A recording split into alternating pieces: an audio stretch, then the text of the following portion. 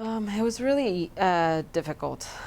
The first 6 months, I had anxiety just having the thought that I was going to work and had to work, and I was just so nervous of that I was going to have a crazy night, that my patients were going to be in the verge of dying or whatever.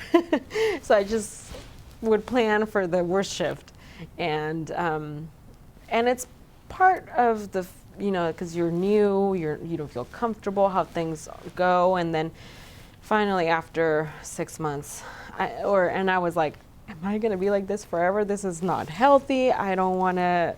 I just felt anxiety all the time, and I would even wake up with like panic attacks, thinking, oh, I forgot to do this for this patient, or whatever. And now I'm just like, okay, I just wake up and it just comes a little bit more naturally, and I definitely feel more comfortable. Tremendously. Um, it was just, it was scary at first because someone had to take care of the COVID patients, and that had to be us. And of course, my department gets to be the COVID floor out of the entire hospital. And so we had no training. The only training we had was every year we have to train on how to use the equipment. They're called cappers. It's like a big helmet that filters out the air. But yeah, you do it, but when you don't use it, you forget about it. So I remember my first time going into a COVID room.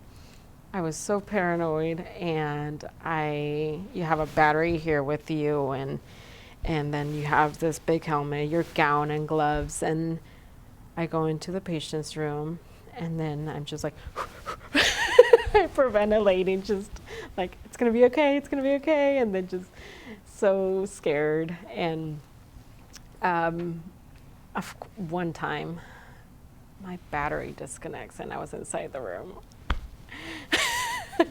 So it was just little things like that were very scary, but you learn, every day you were learning. And like I said, COVID, I felt so bad for the COVID patients or just all the patients, but especially COVID, they were so isolated. They couldn't see any family members, and we would only go into the room like once, 2, 3 times a shift in 12 hours because we needed to minimize our exposure. So sometimes I would only see them like once. I would go inside the room once a shift and then just see them through a small window. And they were just isolated, and they were hospitalized for days, and it was just horrible to see the patients like that and not see their families. I was actually born in Mexico and moved here when I was almost 7 years old. So I lived the first 6.5 years in Mexico, which was first and second grade, and don't really remember a whole lot, but just being with family and then just going to school. Then we all moved here. So I had to learn a whole, the new language, English. That was a challenge. All through elementary and middle school, I was taking English classes, and I remember, just being difficult, trying to learn this new language. But luckily, I was young. I learned it. I picked it up pretty quickly. And then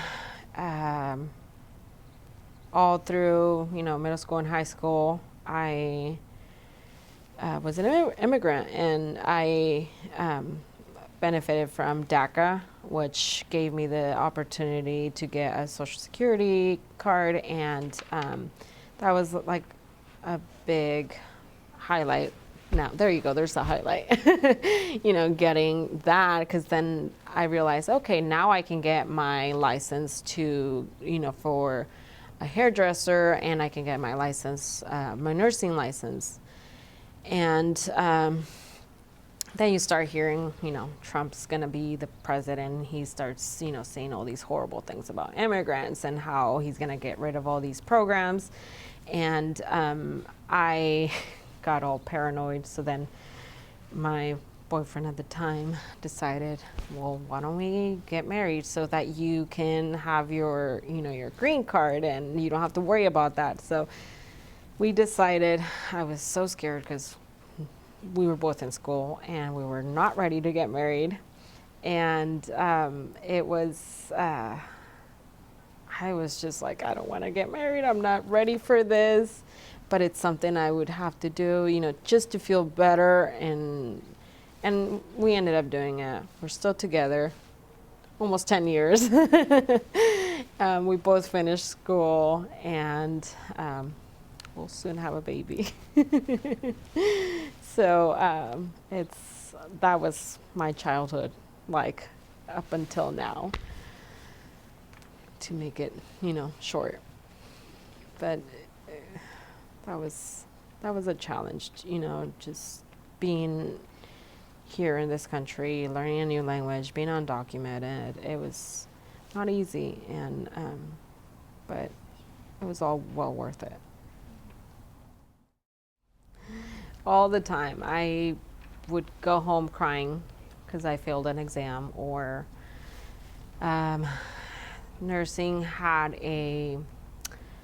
you had to score an average of 75% in order to stay in the program.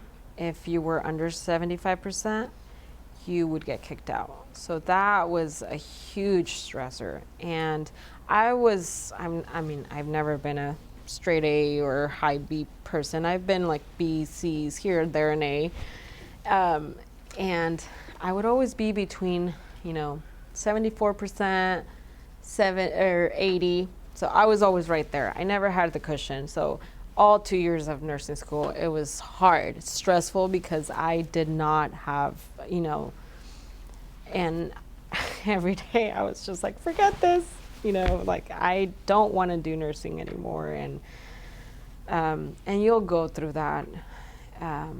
You'll hate school, you'll love it, you'll find, friends that will either help you survive or will not. So just make the right choices.